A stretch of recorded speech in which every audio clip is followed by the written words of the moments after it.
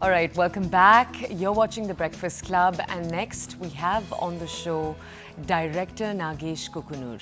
He is someone who has been loved for his nuanced directive, his incredible characters over the years, right from Iqbal, which he's loved for, to his most recent outing on Sony LIV. This is an entire show around Rajiv Gandhi's assassination and how it took place. We're going to bring you more about it, but first, let's just have him onto the show. All right, let's just welcome him on. All right, Mr. Kukunoor, it is so lovely to have you here on the show. Sir, your new show, The Hunt, can you just tell us a little bit about what it was like creating it? What was the narrative, the emotional thread you wanted to have running through it? Tell us about that. You know, for people of my generation, clearly that was a day and a date and a year we are going to remember. Rajiv Gandhi's assassination. I used to live in the US at that time, but I clearly remember when the news broke. So it's something that's been in our conscious for a while.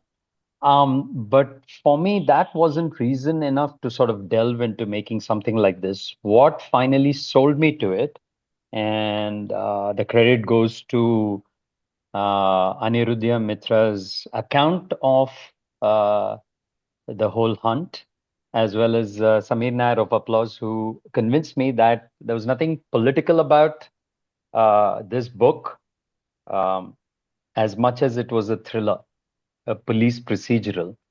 And that got me totally excited because one of the things that I've done all throughout my career is to make sure that I don't repeat myself. So I'm constantly looking out for stuff that I haven't done.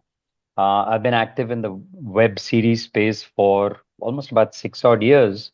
And in that, there was a unique opportunity to sort of uh, do a true crime, um, and present it in a very exciting web series format. However, the biggest thing that the challenge that I faced was to be truly sensitive to the whole event, um, to make sure that there is no incorrect positioning or finger pointing of the events that played out, because there are a lot of people who were involved in it who are still alive today. So we wanted to make sure that I represented them accurately and stuff. So very, very exciting project, and let's see how it plays out after July the 4th. Can we walk through your process with you? You said that you only work on scripts for 30 days. I think your exact quote was that if you can't do it in 30 days, you let it go. But can you tell us a little bit about how you've come up with that number? What's your rule on creating, on, intuition, creativity, all of that? It's a very random number that I picked for myself. Obviously, 30 days corresponds to a month.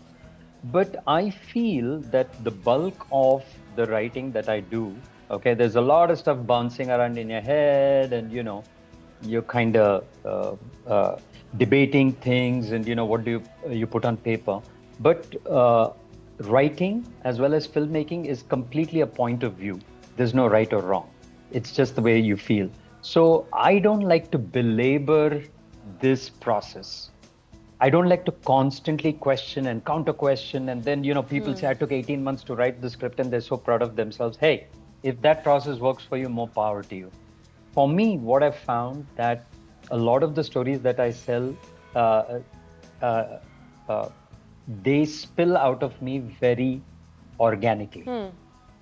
And there is a process, and there is a sort of time frame during which this happens, when everything just comes out in a rush. And again, it's the engineer in me.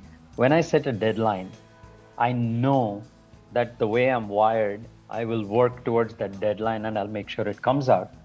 And there are a lot of times that you have writer's block and stories get stuck, and I'm like, yeah, okay, maybe it wasn't meant to be. And sometimes I circle back to it, sometimes years later, and pick it back up, and then we're off and running.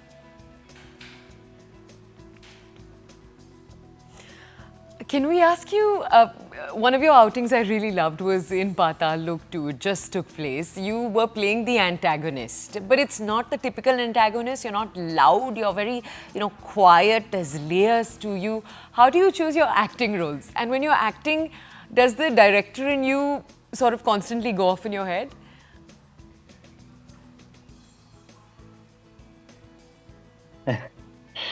So, I've pretty much, I mean, there's some minor stuff I've done where others have directed that never really made it into a larger public space, short films and the like. For the most part, I've acted in stuff that I've directed. So I have a clear sense of, oh, okay, this is where I want to reach. And it's not an ego-driven,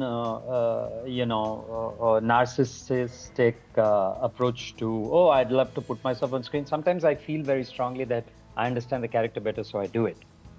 However, the biggest acting job in recent time, hands down, that someone else was directing was Patal Lok 2. So I was a little hesitant because I'm rusty. I'm a director first. Yeah. An actor way below the rung. So I was a little wary. I was a little scared and all of that. But once I had a meeting with Avinash and Sudeep, and I said, okay, I'll do it. Then it was like they explained very clearly, it was bringing a lot of myself to the table. A little bit of my time that I spent in the US, all of those elements, a little bit of that had to come into the character. When I'm on set, not once do I ever wear my director's hat. Nope. Because when I direct actors, I don't ever want them to tell me what to do in the direction department. So I'm going to extend the same courtesy to the director when I'm on set. Do you think you get upset when actors forget their lines? When you're at the receiving end, you're the director? I get irritated with actors only when actors don't remember lines. When people make mistakes, it happens all the time. When people make wrong choices as actors, it happens all the time. But I feel the first basic thing a professional actor needs to bring to the table is a good control over the lines. And then we can work at, making the scene better. I'd like to think that I'm good with the actors, but here's something I'm very clear about. I don't know if that falls into the area of being strict or not strict or whatever. When an actor steps onto my set, I want him or her ready to go in 2 minutes. I don't want 45 minutes of prep and thinking, ideating, motivating. No, you have my number. You can ask me all the 50 or 100 questions before we reach the set. On set, when you come, the camera should be ready to roll in the next couple of minutes. I mean, of course, we'll do a rehearsal and stuff like that. But, there's no ideating and there's no prepping on set. No, not acceptable. Okay, that's a wonderful way to think about it. Can we take you back, like, in the earlier parts of your filmography, can we take you to the lovely Iqbal? I just remember when it came out and we were all just blown away by how tightly the story was told, the cricketing theme, but also just the fact that you had two central characters and your whole film was just built around them. Can you tell us a little bit, when you look back, what do you think made that film click the way it did? Did it teach you anything maybe about storytelling that you hadn't fully figured out till then?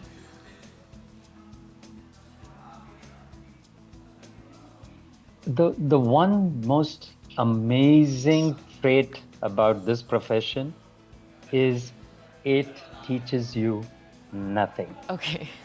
There are no lessons to be learned. Because if we filmmakers ever knew that, oh, bloody hell, we would churn out hit after hit after hit. Everything that we attempt is a damn coin toss, okay? Just go with our gut, go with our feel. And when it works, everyone is spouting gyan about their intelligence and how amazing and this and that.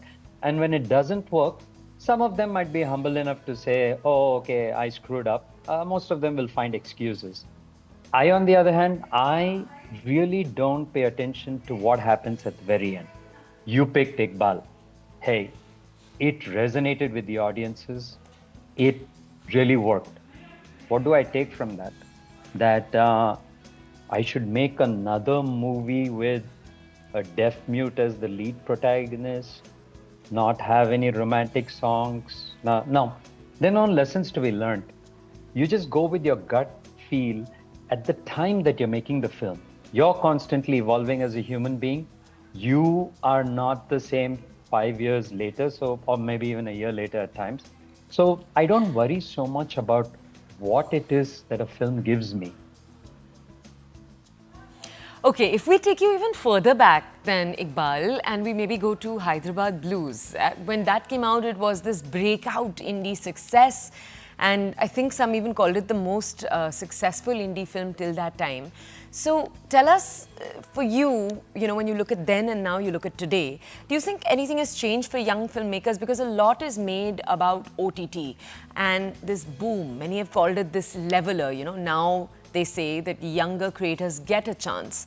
But I do want to understand there's this other group that believes that no, actually just the gatekeepers have changed their faces. Now they are OTT, but there is still gatekeeping. How do you see it? In a nutshell, what you just said, gatekeepers simply changing their faces. But, but there are two things that happened that really changed the game.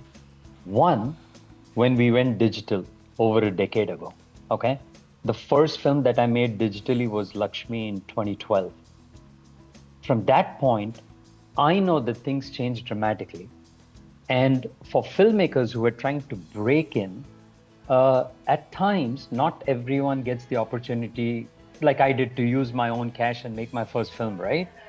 You don't have the resources, you're begging people, you're trying to work under someone, you're trying to build all this.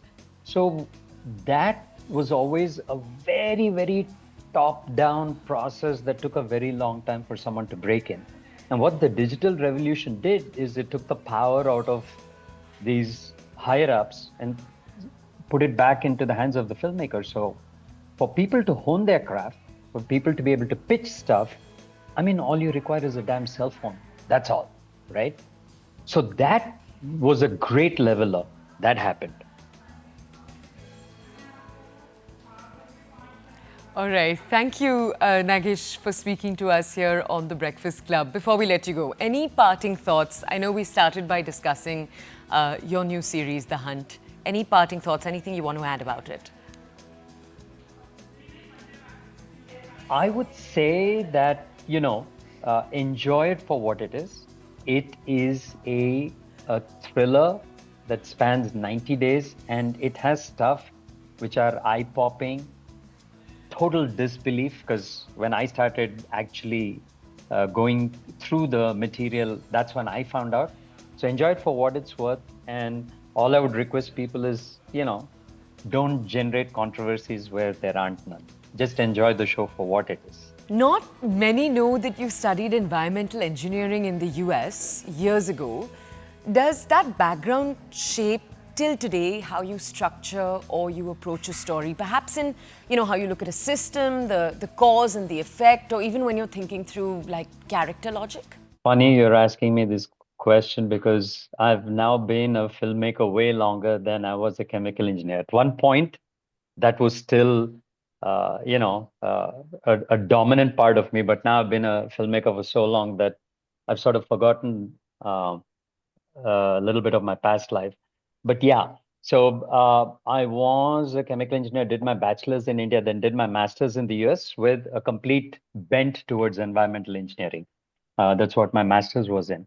What engineering has helped me on the whole is a very meticulous sort of clinical approach to filmmaking. A lot of times the industry and the directors have made this a little bit of mystical experience, something out of the ordinary where divine intervention happens and stuff like that. 90% of filmmaking is just extreme planning and sticking to your plan, extreme prep and making sure that you stick to your plan. A lot of things go wrong on set, but this engineering background of mine for sure played a huge part in the way I approach filmmaking. So a lot of times people find me a little too clinical, but that's because it's the way I look at things and place everything in boxes. Are there international films like Moonlight or like Anora that you feel are kindred in spirit, almost similar to what you're trying to do? Stories that sit with the margins but that don't reduce their central characters to just messages.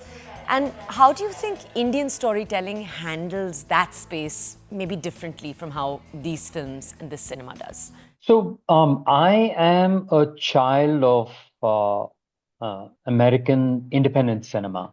Uh, while I love watching all the big blockbuster action films and stuff like that, I still, my heart and soul bleeds with the American indie. So when you see something like Anora actually sweep the Oscars, you're like, oh, bloody hell, that's awesome. So there's still hope, you know. I mean, and of course, we latch on to the one success in a million because that's the only thing that keeps us sane. Otherwise, we'd be in a loony bin somewhere. Um, so, Indian filmmakers clearly over the past decade, maybe a little bit more, uh, they started having a language that is a little more universal. And when by language, I don't mean Hindi or Telugu or Malayalam or whatever. We're talking about the international cinematic language. So films are able to actually, I mean, it's still in little spurts. It's not gone crazy. But even when I made Dhanak, and arguably this was back in 2015, and it was my most successful festival film. I was on the festival circuit for a very long time. Back then, that's a good decade ago, there were so many Indian filmmakers who are making their mark slowly but surely. Avinash himself, Patalok, was one of them in the international circuit. So that happens. If a young filmmaker walked up to you and said, I have a story, I want to tell it, but I don't have connections, don't have money, this is that classic question of what would you tell them? What would your advice be if you had to give them honest advice?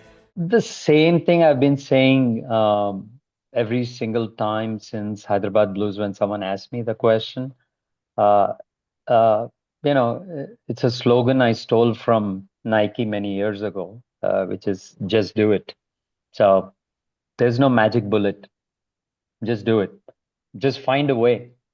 Um, there's no blueprint. I remember as a chemical engineer, I bought 16 audio tapes. Back in the day, you had these, audio tapes with the Gen Z won't know, but I bought it. It was an independent filmmaking, and I sat on a beach and I took notes for 2 days straight. That was my, and I took a short 1 week course on production as well. So, I mean, you just learn your craft. These days, there are 50,000 things. I think the ones who want to break out will never lose heart. They'll keep persisting. They'll make it. The ones who really don't have that will find excuses. And, that's the way the thing goes. So just do it.